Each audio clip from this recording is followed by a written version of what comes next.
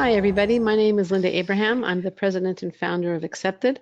I'm going to be presenting Get Accepted to Wharton this afternoon, or at least from where I am, it's afternoon. Just a couple of words about me. As you can see, I'm the founder and CEO of Accepted, which I founded in 1994.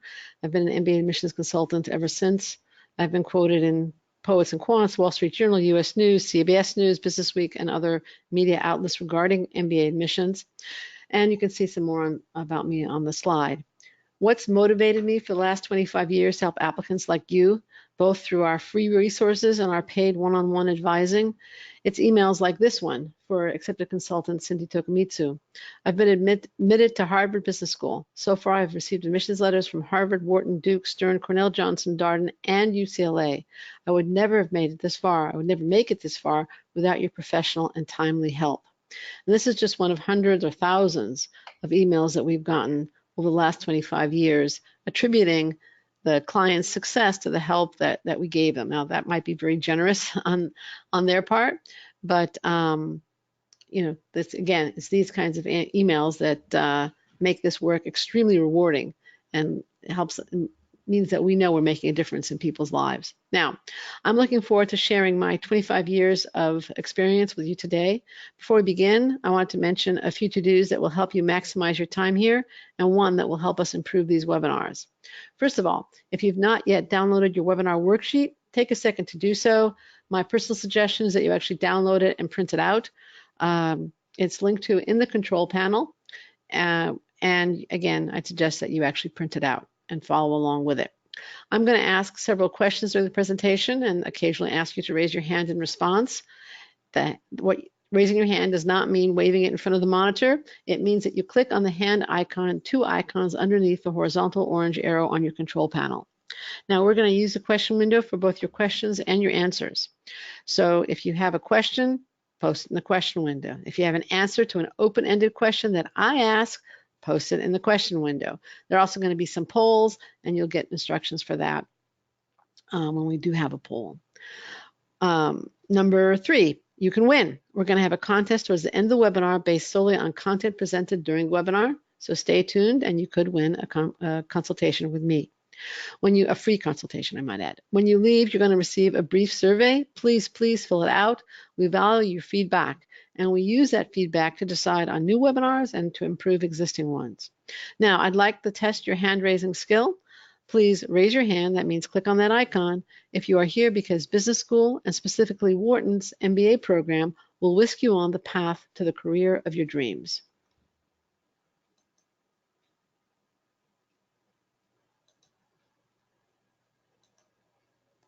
Great. Most of you are here for the right reasons and found the hand icon to click. Wonderful. Thank you.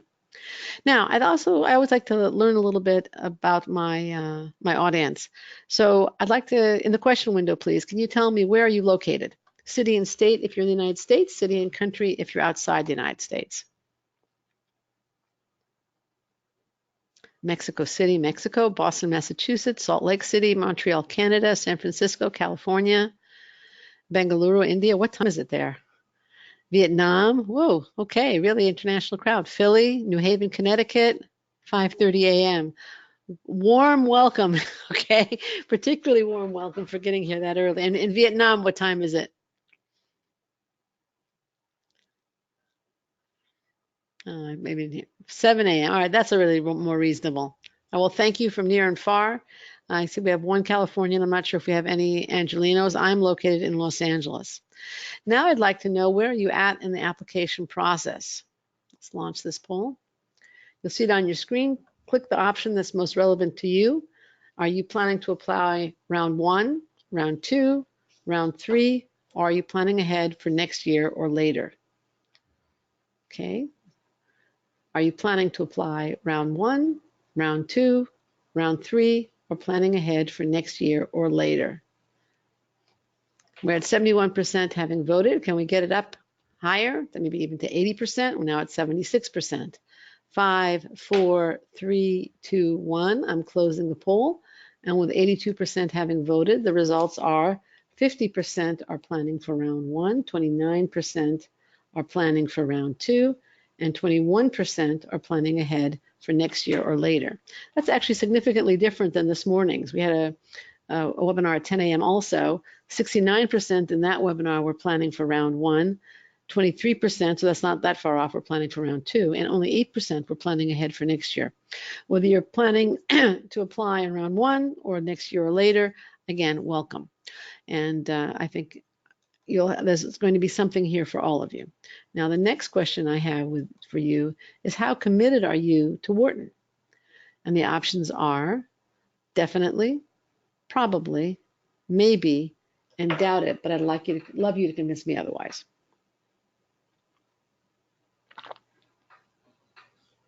Again, the options are definitely, probably, maybe, and doubt it, but I'd love you to convince me otherwise. And the question is, how committed are you to applying to Wharton? With 84% having voted, 5, 4, 3, 2, 1, I'm going to close the poll and share the results. So it's 44% are definitely committed, 31% are probably, 25% are maybe, and 0% are in the doubt it. Well, we have, again, quite different numbers from this morning. It's 44% are definitely, which probably goes along with the round 1 versus round 2. It was 74% this morning. Probably was 19% this morning. It's 31% this evening. 4% are maybe versus 25%, and 4% were doubted, and 0% are doubted this evening. And that's with 84% having voted. And I'm wondering, I'm not sure what to attribute that to. Maybe later in the day, something like that. All right, let's go on. Although I turned down Wharton for the man I love, many of you would turn down a lot. Whoops, I forgot something really important. You can beat our price increase by purchasing our services either today or tomorrow. We are having a price increase on August 1st. This is important, and you can beat it if you buy it either today or tomorrow. So that was the one thing I forgot. It's an advantage of slides. And here we go on, all right? Although, as I said, I turned down Wharton for the man I love, many of you would turn down a lot to go to Wharton, and with good reason. An amazing breadth of educational options and career opportunity. That is the embarrassment of riches that is Wharton. You have tremendous breadth to its program, and I'm not sure if this is good or bad, but Wharton's mean GMAT score is 732, one of the highest, slightly up from 2017 730. And the 732 is for the class that entered in 2018. Now, some may say that Wharton is just about Wall Street, and I would say that person knows nothing about Wharton, or very little. Wharton has a dizzying array of options and programs. There's Wharton Lauder, the 3-year joint MBA JD, customer analytics, innovation and entrepreneurship, healthcare management, real estate, global programs, leadership development, the list goes on and on. So yes, Wharton is a finance powerhouse, but is not only a finance powerhouse. It has a flexible curriculum that prepares its graduates for a broad spectrum of careers.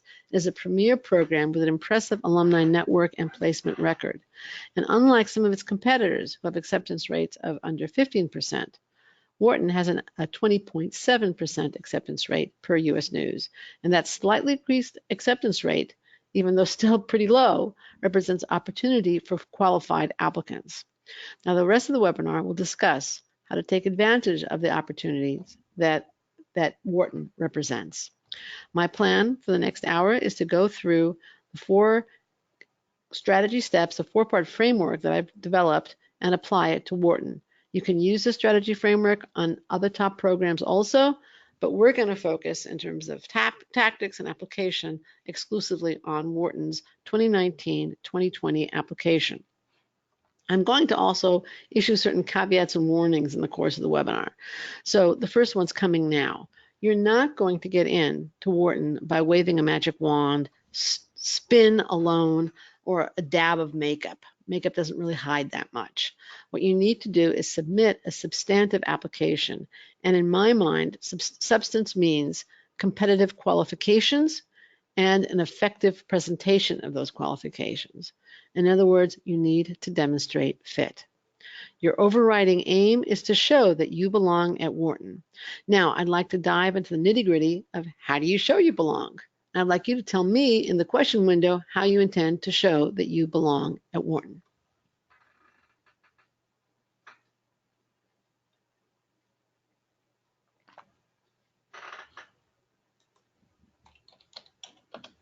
How are you going to show that you belong at Wharton?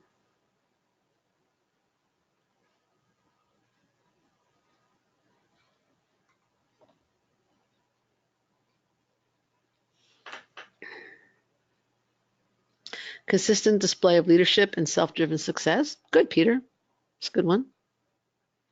It's part of it. Definitely part of it. Anybody else want to share an idea? Show leadership, intellectual curiosity through experience and cases. Okay, that's part of it. Actually, not sure I do. That's why I'm on this webinar. Good. Well, I hope that by the end, Christina, you'll say that you learned what you have to do. That's fine. By interacting with current students and alums, researching classes that connect to my goals. Good. Demonstrate how I'll contribute to the community as a student. Excellent, Laura. Very good. You're still missing one important element, but that's really, really very good. Anybody else want to share?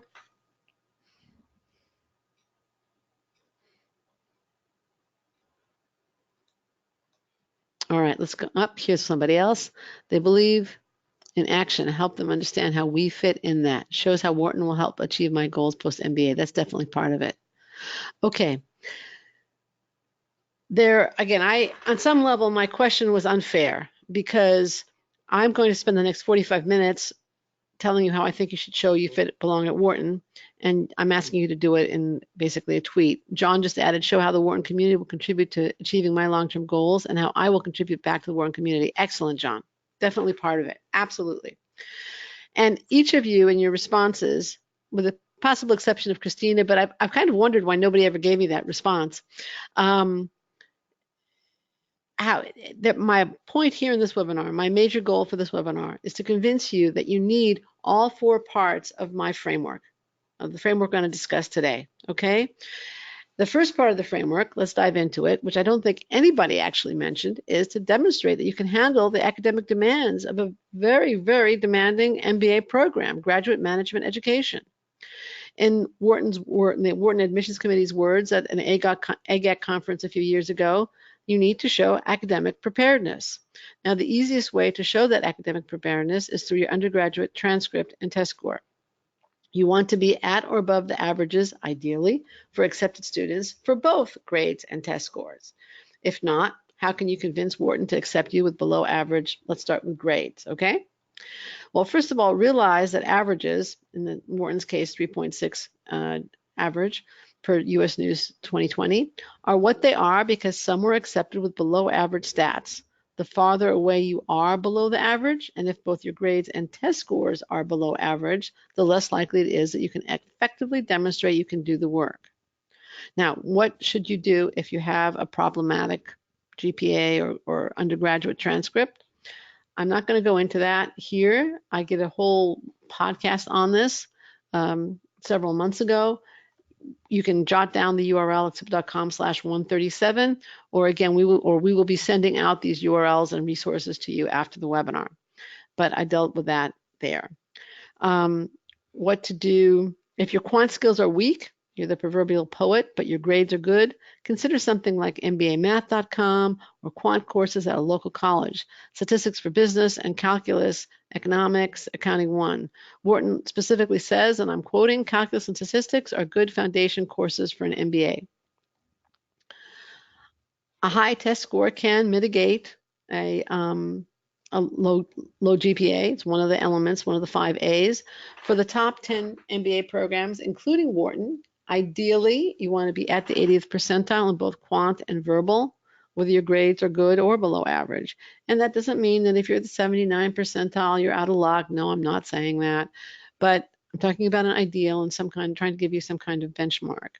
If you're not sure whether you should retake the GMAT or GRE, I give guidelines in both these resources. One is, as you can see, a short video, and the other is a full-blown webinar. And the principles that I provided in both these resources, they apply to the GRE as well as the GMAT. But remember, somehow, some way, you need to show that you can do the work effectively, and here I mean the academic work effectively, and not struggle with either basic math or communications.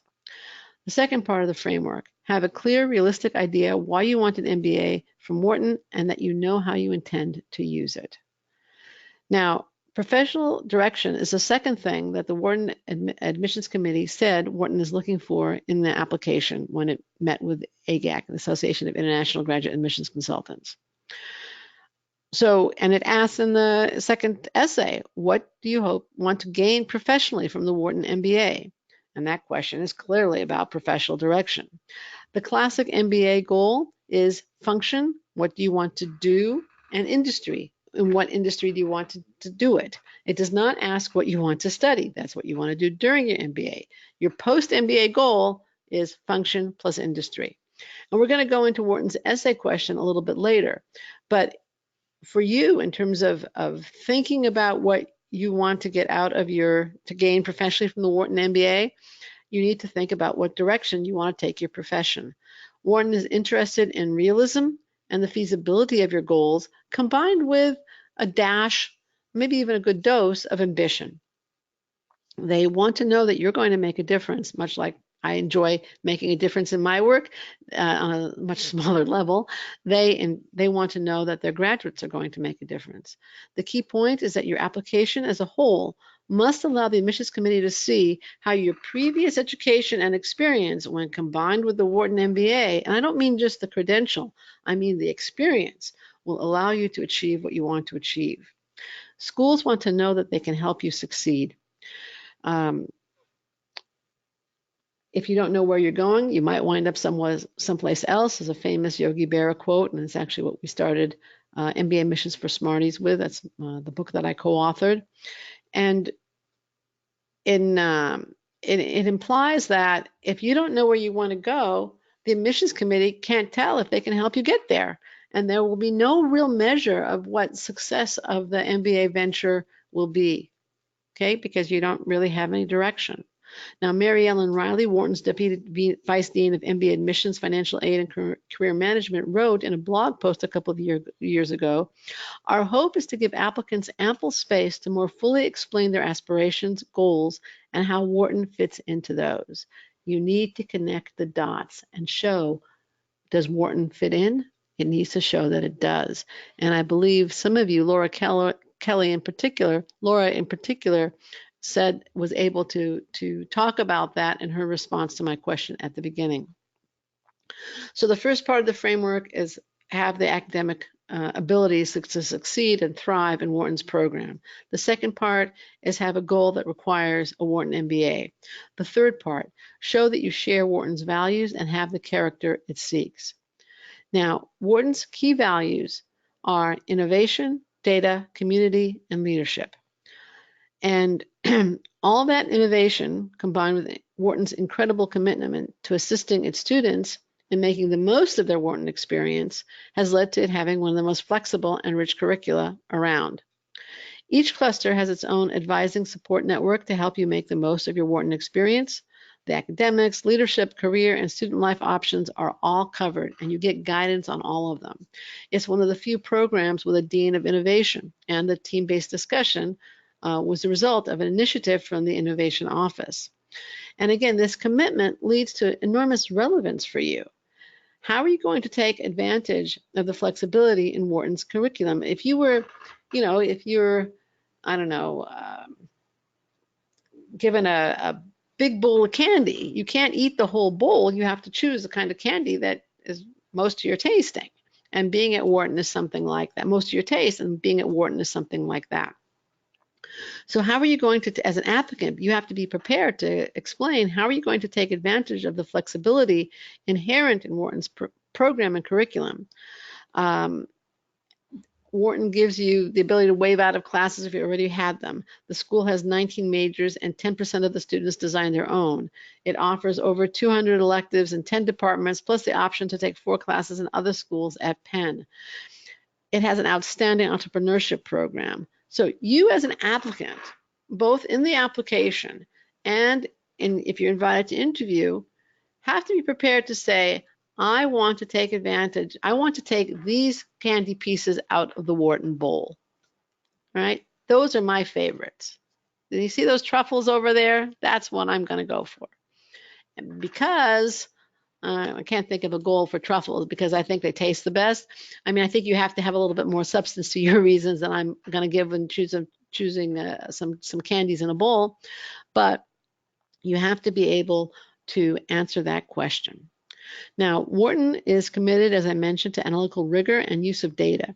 Data may be dull or dramatic, but it animates all discussion at Wharton, and most of them don't think it's dull at all.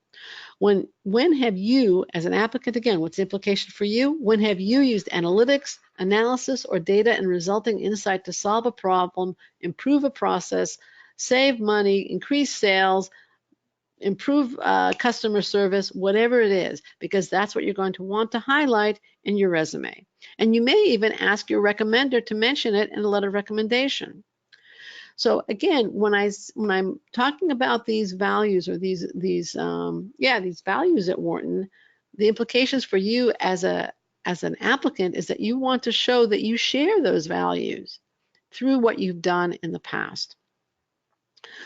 What about Wharton's global nature?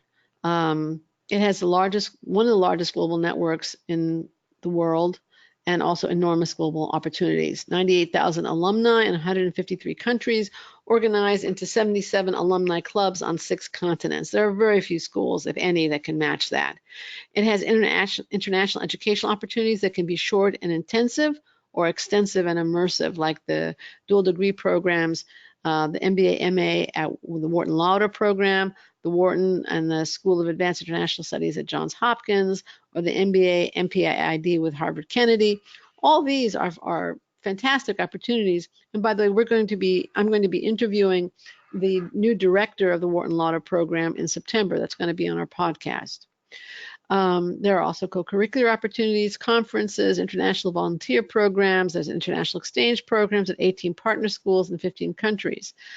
All right, so this is what Wharton offers. How do you show that you share this international interest? If you do, you don't have to. You don't have to share everything, though it doesn't hurt. Well, do you have international work experience, extensive personal travel, a multicultural background or experience, international business goals? All this would enable you to say, I share this with you, Wharton. And then there's the community.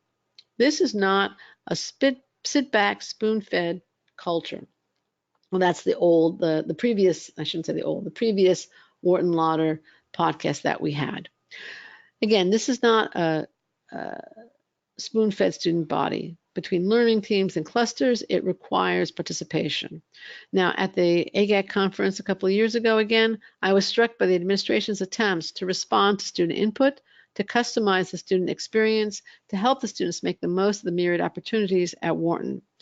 Think about the times when you are engaged with your community. When did you initiate and innovate? Again, if you're going to say, this is an important value to me, community is important to me, think about times when you engage with your community. When did you do something innovative? When did you lead an initiative? When did you found something? And that will be the kind of thing that you're going to want to highlight. And it actually was the third point in the admissions committee's presentation was community. And of course, one of the questions is, what are you going to add to Wharton's community? And I believe, John, you mentioned that in your response to my question earlier. So if you're going to mention awards, you don't want to list a long laundry list of basically gold stickers. You want to mention a short, meaningful one and what you did to earn those awards, more than just receiving the award.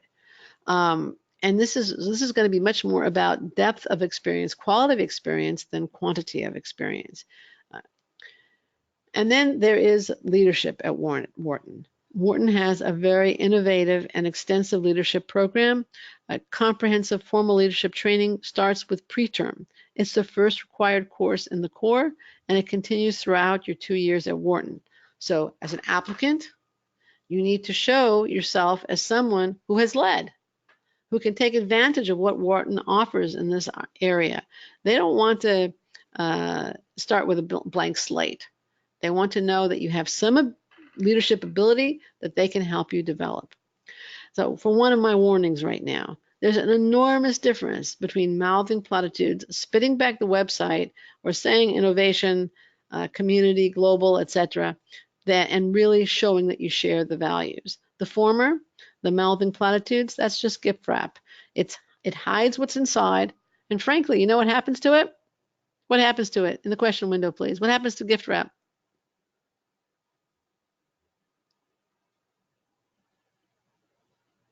It's discarded. Exactly. Trash. It gets thrown away. Spamming them with phrases from their website or mantra-like repetition of the cluster system and innovation, that's the gift wrap, and it gets thrown in the garbage. Exactly. But the gift that keeps on giving, that's examples in your essays, bullet points in your resume, your letters of recommendation, responses to interview questions. They should be the substance that shows you share Wharton's values. You don't have to share all. I don't think anybody shares all, but you should share enough that Wharton says this person belongs in our community. It shows that you have what Wharton is looking for and can benefit from what Wharton offers, and will share with the Wharton community the experience that's going to add to it. That you share with Wharton a belief in what's important. To me, Wharton is about breadth of experience and has been for a very long time. So yes, blue chip experience is valued, but blue chip experience plus small business and entrepreneurship, that's gold. Multiple languages, working in different parts of the world, making the time for professional and personal commitments, all that enhances your attractiveness at Wharton. And of course, rigorous database analysis. And your application in total, that includes the letters of recommendation, it includes your interview question, your interview, must all demonstrate that you have these qualities. So what I'd like you to do right now is take out your a piece of paper or your worksheet and jot down for yourself some ways in which you have demonstrated these qualities, right? Whether it's a breadth of experience, innovation, community commitments, global mindset, any of those qualities, jot this down for yourself, because that's something that you're going to want to include in your application. So I'm going to give you a minute to jot some notes down, and then I'm going to continue with another warning so you can keep writing while I'm giving you the warning. Focus on rankings or brand can obscure this fit aspect of admissions, as well as contribute to you blending in with everyone else making the exact same mistake. And you don't want to blend in. You want to stand out in a really positive way. You want to show that you have something distinctive to contribute, a distinctive experience and perspective that others can benefit from. Wharton has lots of applicants, even with a slightly higher acceptance rate, and it can be choosy. At current application volume, it rejects slightly more than 4 out of every 5 applicants. And that leads to my last strategic point. You want to demonstrate that you will be able to contribute to your learning team and the whole class and the greater Wharton community, and ultimately make the school proud that they accepted you. Again, going back to my the AGEC presentation that I heard from Wharton, the admissions committee said a key question for us is, what can they add, meaning you folks, what can they add to the Wharton community? And they do ask about that, as we're going to see in a few minutes.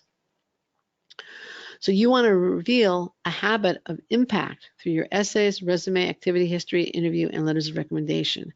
Where have you made a difference? And I'd like you to share that with me in the question window. Where have you made a difference? And I'll comment on what you say. In the question window, please.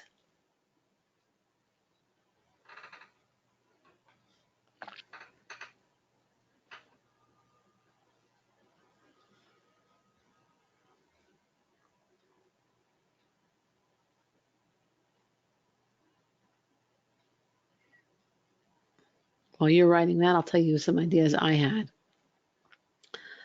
Here's an example I just made up. As president of fraternity, I raised more money from my favorite charity than for our favorite charity than the fraternity had ever raised. Or, since taking over my father-in-law's business, the business has increased sales by 20% each of the last 3 years. Now here we're getting some examples from you. Maria wrote, I designed a way to improve forecast accuracy and wholesale for PepsiCo Mexico Foods, which led to millions in savings from logistics. Excellent. Excellent way to show that you contributed. Does anybody else want to take a stab at it? Was captain and turned my team from last place to champions, part of the special team creating a new product. It worked on an app. Okay, I understand the turn your team to champions, but I'm not sure I understand the last part. But that would be the kind of thing, that kind of achievement that says you contributed. Absolutely. Andrew wrote, responsible for quantitative analysis that led to deployment of new insurance product of a major commercial insurance company. Great. That would be very good. That you could make it even stronger by saying how much sales your company got, or the growth of the product, some indication of the product's impact. Anybody else want to volunteer? Help low-income women groups towards financial literacy through Teach and Reach program. You're very welcome, Andrew. That's good. I would say, how many women were involved?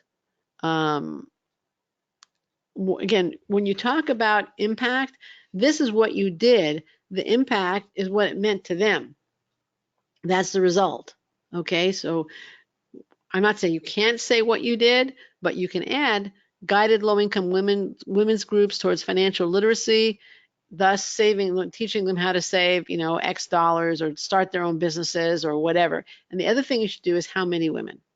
All right, here's another one. I had the opportunity. You're welcome. I had the opportunity to lead single-handedly software project of a former e-commerce company and successfully delivered, which significantly increased company profit. Okay, that's good. How many people did you lead?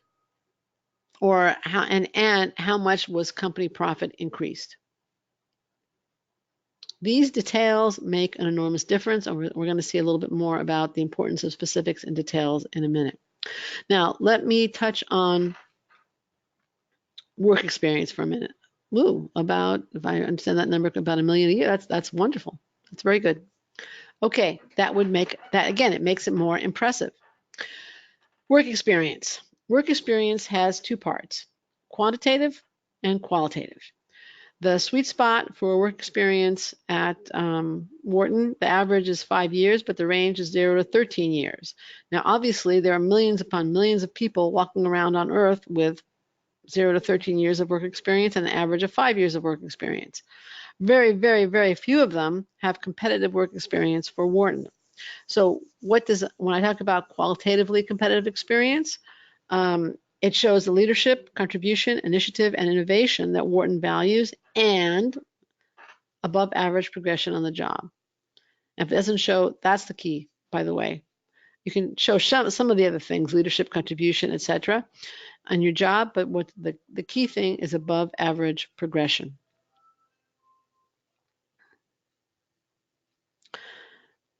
And that's the substance of showing you can contribute, but there's also the matter of effectively conveying that substance. And I'd like to, at this point, do a little thought experiment that will show you how to effectively convey your distinctive experiences. Okay, so here goes the thought experiment. How many of you, and you can choose multiple options on this poll, okay? How many of you work in finance or consulting, have traveled outside your home country, have volunteered in college or since, or none of the above?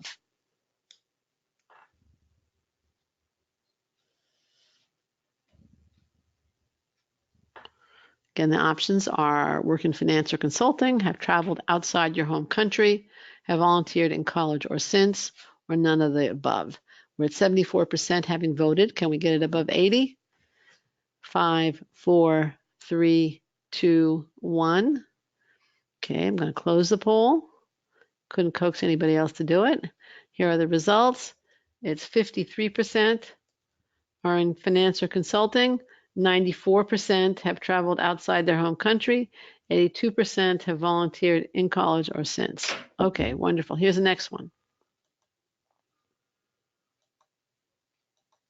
How many of you work for a money management firm providing IT support? And you can choose more than one. Consulted for pharma firms seeking to enter markets in South America. Shadowed a special needs child at your place of worship.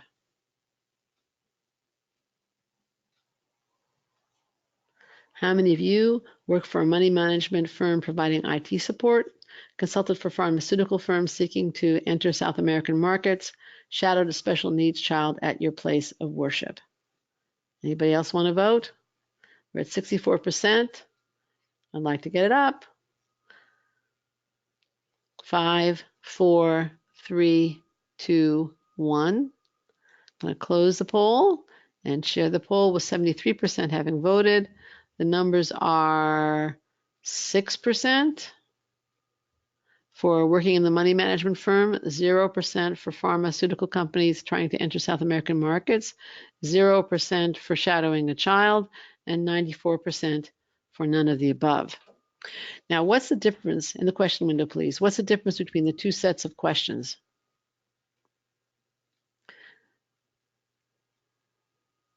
The latter were specific.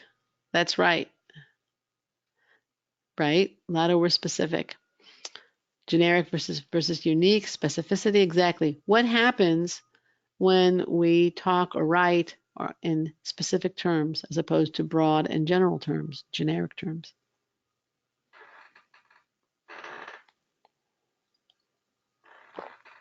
It's easier to stand out, right? More impact, right?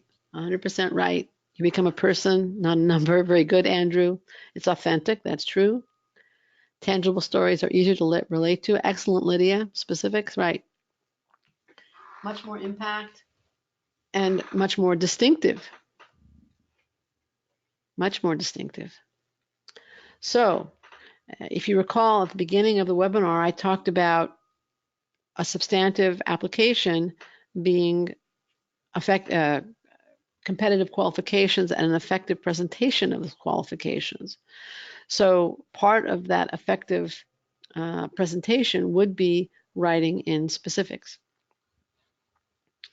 so that you do distinguish yourself almost automatically.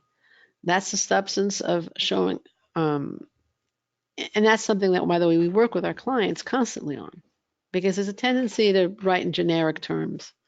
But if you write in specific terms, you're going to show yourself with much more impact. The same with the exercise where I was asking you for specifics. Specifics differentiate.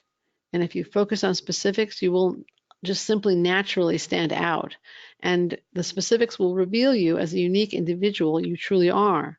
So when you describe what you do, are you going to describe yourself as an engineer or a transportation engineer? Are you a consultant or a healthcare consultant? Did you volunteer or did you found a new organization to address a specific need in your community, however you define your community? And why is this distinctive contribution so important? Because admissions at elite programs is a two-step process. There's evaluation, determining who is qualified, and programs like Wharton always turn away many, many, many students who can do the work. Again, that's necessary but insufficient for acceptance. And Wharton itself says that, and I'm quoting, in any given year, approximately 3/4 of candidates are admissible based on academic factors alone, end of quote. And then there's the second part. I said it was a two-step process.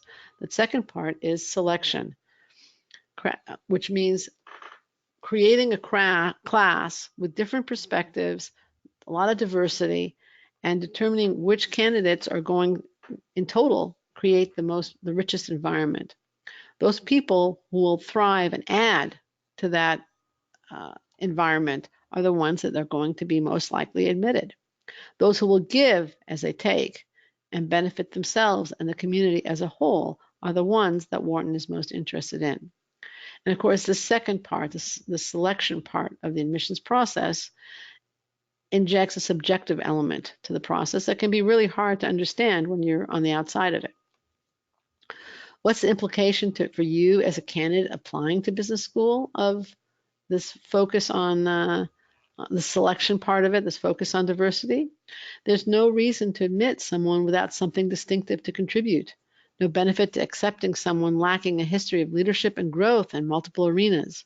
Remember the importance of breadth at Wharton and a record of past impact and contribution. Now let's review the 4 strategic steps you need to think about as you prepare your application. And these are, of course, exactly what we work on with our clients. 1, demonstrate you can do the in-class work and excel. 2, have a clear, realistic idea why you want an MBA from Wharton and how you intend to use it. Show that you share Wharton's values and meet its criteria. And 4, demonstrate that you'll be able to contribute to your team, your cohort, Wharton's community, and ultimately make the school proud. Now let's look at the specific elements of the Wharton application. I've already touched briefly on grades and transcripts. Let's look at some other elements, okay? So the first one would be job and activity history, the resume. Wharton wants a one-page resume in PDF, must be under 10 megabytes. For Wharton's job history, it's pretty much the facts, nothing but the facts. There's little room to elaborate on motivations, lessons learned, or significant experience. So you must make the most of that one-page resume to show impact and contribution. The activity history should show that you belong in an institution that is proud of its participatory culture. And again, you want to focus on achievements, not mere descriptions of responsibilities. Wharton is interested in, quote, demonstrated leadership and management skills and your potential for growth, close quote. So quantify impact whenever possible. Remember some of the exercises we've done here, okay? Quantify impact, focus on the results, not just what you've done. Wharton also asks at some point in his application, the job history part of it, how many employees do you supervise? Please explain this number briefly, and gives you a whopping 400 characters to do so, which is very, very short. It's about 2 tweets or 80 words. And a succinct, very succinct, straightforward answer is required.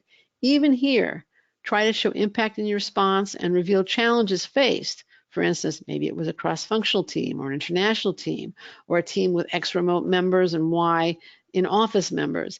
All that presents how do you keep the remote ones, you know, that there are challenges just inherent in that kind of a description. They also give you 400 characters to discuss why you left a particular position. The best reason to leave a position is for a promotion and more responsibility at the next position. So obviously, don't lie, make sure you're being truthful, but those are great reasons to leave one job for the next one. Let's go on to the essays. Wharton requires 2 essays and has 1 optional essay. The first essay has a maximum of 500 words, the second essay has a maximum of 400 words, and the optional is a maximum of 250 words. The essays should complement each other and other elements of the application. They should also, each one should answer the question posed and reveal something distinctive and interesting and impressive about you.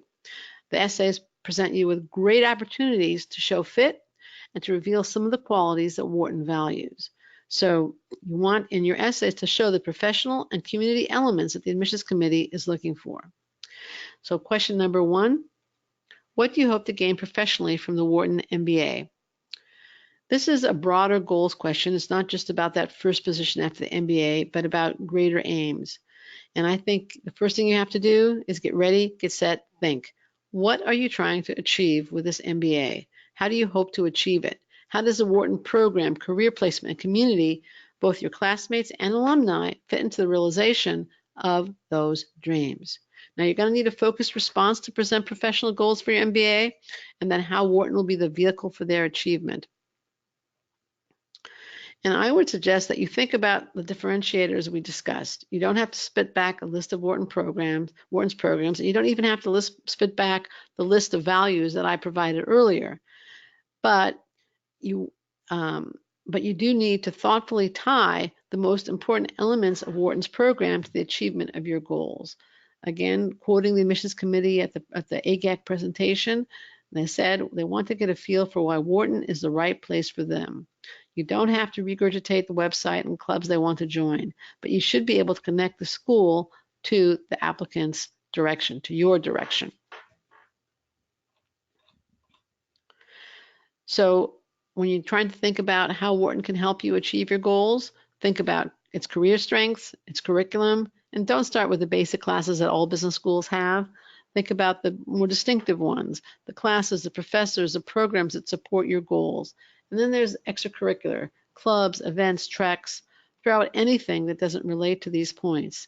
If your essay is still too long, and 500 words is basically 5 paragraphs, your good old 5-paragraph essay from elementary school, throw out anything that doesn't relate to these points. If it's still too long, focus on the most important elements that will help you achieve your goals. Essay 2. Describe an impactful experience or accomplishment that is not reflected elsewhere in your application. How will you use what you learned through that experience to contribute to the Wharton community? This question directly relates to the community element that the Wharton Admissions Committee seeks. What would you like to contribute or create? What impact would you like to have? Now, one good way to kind of do research before figuring that out is to talk to current students. Would you want to start a new initiative at Wharton? Would you want to grow something that has stagnated or perhaps is at Wharton only on its website, but not really in real life? How has something that you have done in the past shown that you have the ability to do what you'd like to do, and also highlights your teamwork and leadership skills?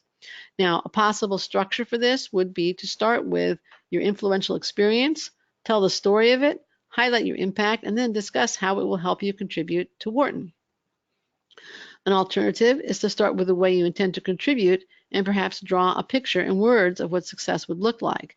Then bring the essay back to the experience that prepared you to contribute in this way.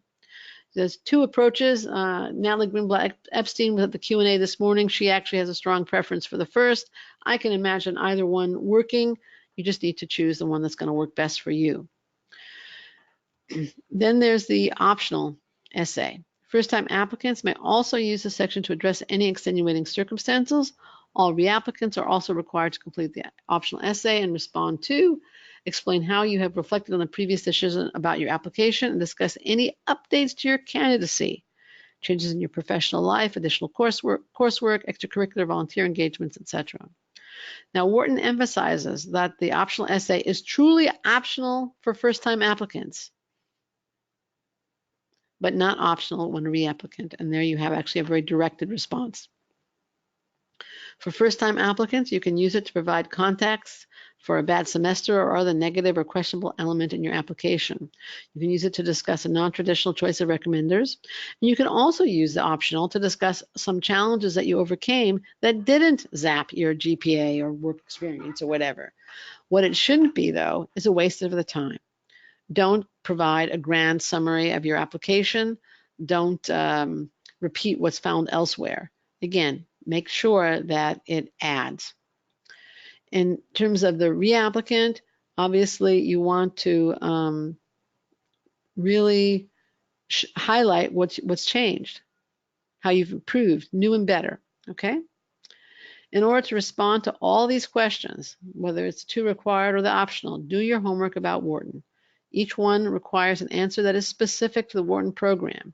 Read the brochures, comb the website, and speak to current students and recent alumni before you start organizing your thoughts and responding to these questions. Recommendations. Wharton asks for 2 recommendations, and it prefers that both be from people who have supervised you closely and know you well. Wharton 2 years ago changed very dramatically, actually, what it is requesting of recommenders. But it is clear that it has 2 open-ended questions that it wants responses to, and then it has a list that it asks them to check off certain qualities on. And it wants an example in its 2 open-ended questions. So again, it wants focused responses. At AGAC, the Wharton Admissions Committee emphasized that that recommendation is really a misnomer. They're really looking for perspective and insight into the applicant from someone who knows them well and professionally. It is not evaluative for Wharton, okay? The interview, and Wharton, again, is innovative and has its own distinctive approach to the interview. It's both a short individual interview and the famed team-based discussion. The individual interview is a personal conversation. It is not meant to be intimidating in any way, shape, or form. It usually is quite brief. They may ask for feedback on the TBD. You should prepare questions to ask of your interviewer, which is typically an alumnus, a current student or alum. Now, the TBD itself is actually, in years to date, I haven't seen the instructions for this year, has been 35 minutes. It's a group interview, a mini team project in which the team needs to come up with a proposal or a specific idea. And in Wharton's words, as a team, you will work together to achieve a tangible outcome. In terms of you as a participant in a TBD, if you want to be effective TBD, you have to contribute to the success of the group. It's the group's success that counts, not your individual success. The most effective participants encouraged others in the group, contributed when they had something constructive to say, listened well, acknowledged others' point of view and contributions, and respectfully disputed when necessary with facts. Accepted has offers mock interviews, mock TBDs when during the appropriate time of year, and we found that, and I sat in on several of them, and it was fascinating because you could really tell the people who were there for the group's success, and there were always some who were air hogs or showing off and that kind of thing, and it really was quite obvious the difference, and the air hogs were not going to do well. Again, it's all about the team's success, not the individual strutting his or her stuff. Now, let's go back to your goal in submitting an application to Wharton. Show that you belong at Wharton. Now, the first three to answer my next question will get a free 15-minute consultation with me. Are you ready? The question is, what is part one of the four-part framework that will help you show you belong at Wharton? In the question window, please. Okay, Vrinda, you got it. Intellectual chops. Okay, Andrew, you got it. And Peter got it. Rachel? All right. Demonstrate you can handle that. Good. That's fine. So it's Vrinda, Andrew, and Peter. But you all, I mean, other answers came in correctly. Just those were the first three. Now let's go on and review all of them. Again, the first one is provide evidence that you can do the work. 2, have a goal that requires a Wharton MBA. 3, show that you meet Wharton's criteria. And you meet Wharton's criteria and share its values. And 4, demonstrate that you'll be able to contribute distinctively to class discussions and teamwork, the school's community, and ultimately make the school proud. Final caveat from me. The admissions committee readers are sharp, intelligent professionals. Don't try to trick, fake, or fool. The best presentation of you is an authentic reflection of your achievements and dreams, keeping in mind the 4 things that will make Wharton want you. Now, we're going to move into the Q&A in a couple of minutes. At this point, I'd like you to post in the question window, what is the most valuable piece of advice, information, or insight that you got from the webinar?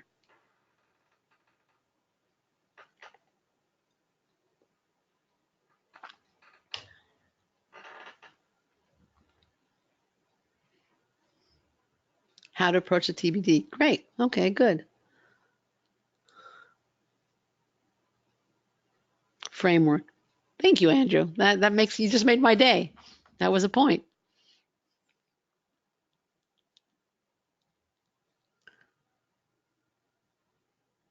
What was the most valuable piece of advice, information, or insight that you found in this webinar?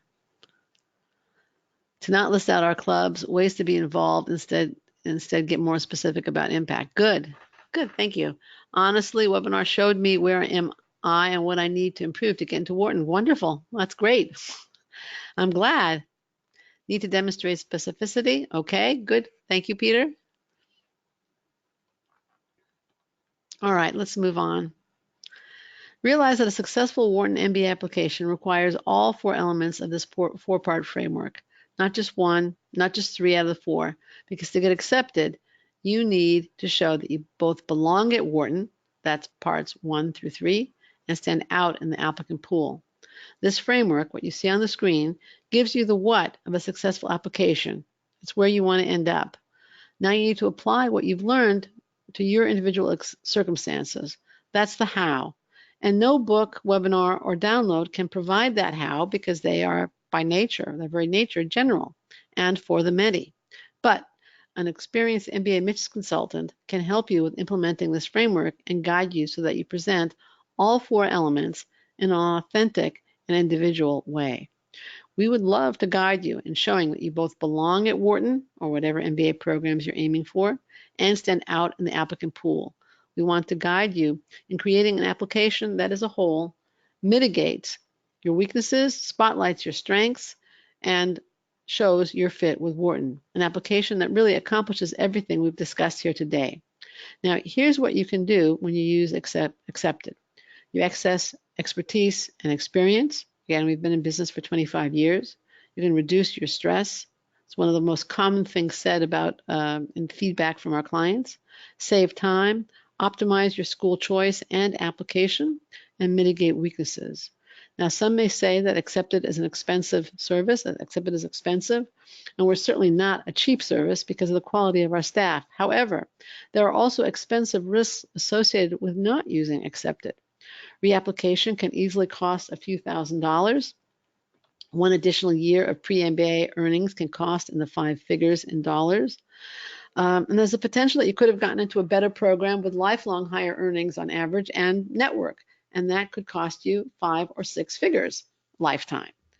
Now, every year we work with applicants who talked to us a year earlier and decided, after taking the do-it-yourself approach and getting rejected, to work with us. They would have been better off working with us initially, and so would you. But enough from me. What do Accepted clients say? Over the last week, I found out that I got into Stanford and Wharton offered me a grant. And I'm going to skip a little bit. One last thought I had regarding the Wharton grant. Your help went beyond helping me obtain admission to actually increasing my chances, I believe, of getting offered a merit-based fellowship. Talk about unexpected ROI. Or on the right, I want to share, again, I'm going to skip a little bit. I want to share the good news that I got accepted to Wharton and I was offered a significant scholarship. I didn't even want to apply to Wharton out of fear of rejection, but thanks to you, I submitted my application, interviewed, and got a scholarship. I'll be forever grateful for your assistance. Now, this applicant also was accepted later to MIT Sloan, and initially, she had thought she had to apply outside the top 20 because her undergrad school lacked pedigree. It wasn't a big name school. So, and then the third one, I'm really happy. I would like to thank Jennifer once again for her wonderful guidance, without which this acceptance to Wharton and Booth would not have been possible. Different people, different challenges, different fears, same result at Wharton. I can't say that all our clients are accepted to Wharton, but we'd sure like to use the same expert, insightful, individual advising that we use with these clients to help you get the same results, which is accepted to Wharton. Now, here's what I'd like you to do after the Q&A. Visit www.accepted.com/MBA services, choose the service that's right for you, get the guidance you need, and apply confidently and effectively. I also wanted to mention again that you can beat the price increase by purchasing either today or tomorrow. And at this point, I'm happy to take your questions. So let's see what we have here. Okay. Rohit asks, what should we write in reason to leave when something goes wrong in the company? Example, the company shuts down due to bankruptcy, etc. I would write that you left the company due to the company's going bankrupt or massive layoffs or something like that, and hopefully you got a better job, and then add that to it, that you actually ended up, if it's true, ended up with a better job. But that is a very good question. Okay, let's see what else we have here.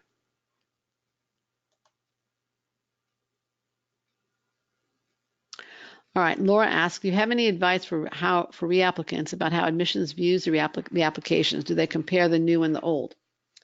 They may. They don't always have the time to do so, but they very well may. So one thing I strongly urge you to do is not submit the same thing, even if you got as far as a wait list or interview. Don't submit the same thing. It didn't work last time. And even if you got an interview, so you think, well, what I submitted worked, realize that they want to see growth. They want to see change. They want to see improvement. And if you submit the same thing, it's not going to work at all. So they want to see an evolution of your goals. They want to see how you've improved yourself. Obviously, the optional question is not optional for you. You're going to focus on that. I wouldn't say something that's dramatically different or contrary without some explanation, because they could go back and look at the old one. But again, they want to see growth and improvement. We do have also a rejection review where we could, that is where we would go through your application basically and give you suggestions for what went wrong and how to improve it. Rachel, can you post the URL for the rejection review service? Okay, but thank you for the question. It's a good one.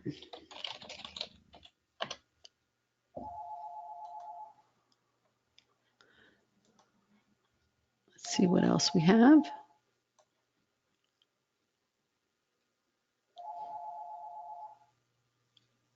Okay, John asked for Wharton and the 80-80 rule regarding the GMAT. How important is it to bring it up below 80th percentile? If you, now, I mean, John, you're fine. If you have a 48 on the quant and 740 total, you are fine. Again, the 80-80 is an ideal. Don't even think about retaking it. Okay, you're very welcome, Laura. Glad you found it helpful. Okay, don't even think about it. You're fine, John. Let's see what else we have here. What is the price charge if I want to get help for my application? We have a variety of services. What are you looking for help for your entire application or just the essays or what?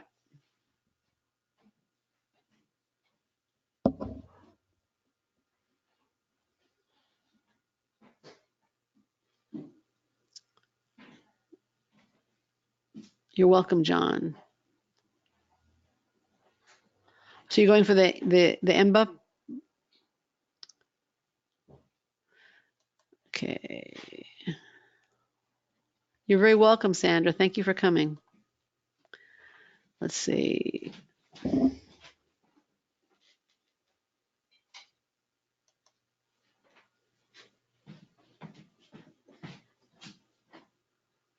Okay, Christina asked if I'm interested in the tech sector, would Wharton make sense? I get that it's not just for Wall Street, but does their innovation arm focus more on big companies trying to get into tech?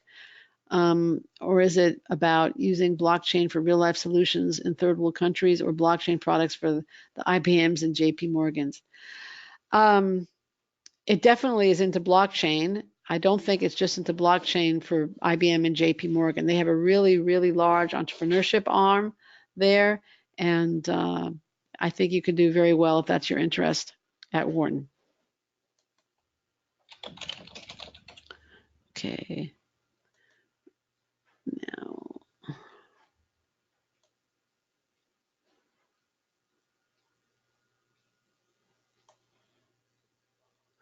All right, just to go back, you're very welcome, Christina. To Pearl's question about our services, we have essay services. Essay editing, advising is $325 per hour if you buy an hour at a time. It's $305 per hour if you buy 5 hours at a time. It's $290 per hour if you buy 10 hours at a time. Those are our current prices. They're going up August 1. We also have application packages. It's $4,500 for a single application package, $6,125 for a 2-school application package or 2 application package, and goes up about $1,000. I don't remember the exact amount, but it's about $1,000 per school above that. So I hope I've answered your question, Parole. Let's see what else we have here.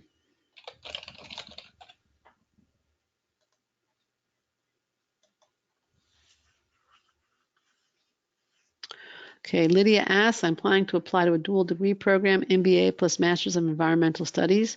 Obviously, this is impactful for my goals, and I will be talking about it in the essay, but should I stay away from talking about the dual degree too much? I think you have to focus each application on the specific program that you're applying to. They'll know that you're applying to the joint. So it's going to be when you apply to each one, it'll be how will that particular program help you achieve your goals. Yes, it's in conjunction with the other one, but why do you need that school's skills to achieve your goals? So it's more a matter of focus than yes, no, or exclusivity. Am I being clear?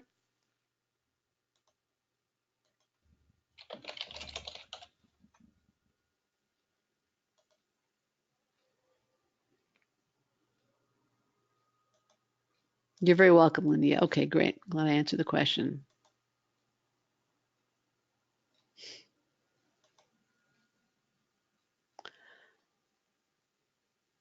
All right, Maria asks, as an alum, should that be mentioned in the application? It would be in transcript anyways. Since it's in the transcript anyway, I would rather use the other parts of the application for stuff that they don't know about you. I mean, you could say somewhere that you loved Penn and you'd love to go back to it, but I don't think that should be a big deal. Because again, they do know it. What do schools see in an application to offer a scholarship?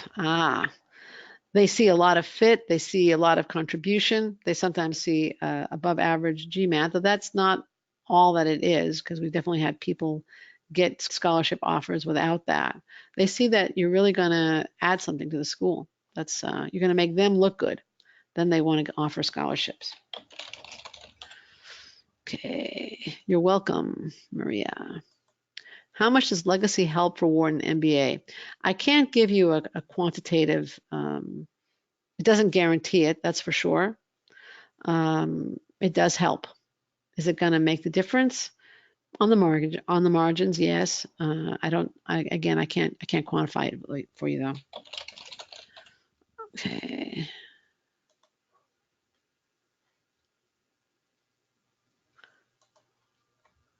Let's see what else.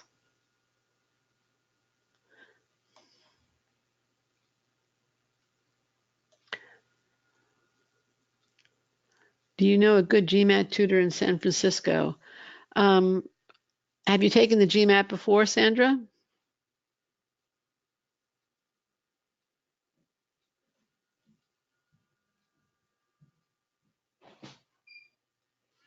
Okay.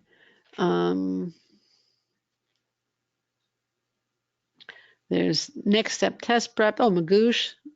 I believe they at this point have, they're located in San Francisco. You wanted a tutor. Try Magoosh, Next Step Test Prep. And I also just saw a company, I just became familiar with it, noodles.com. You can try them out. But I guess that means I can't recommend a specific tutor. Brenda asks, are all awards recognitions worth listing? No. Participation in mentorship program versus a more significant award.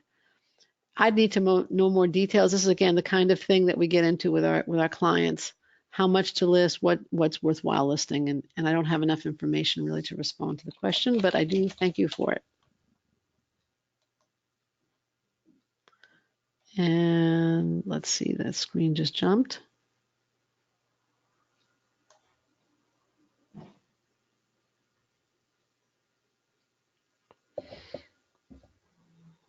Okay.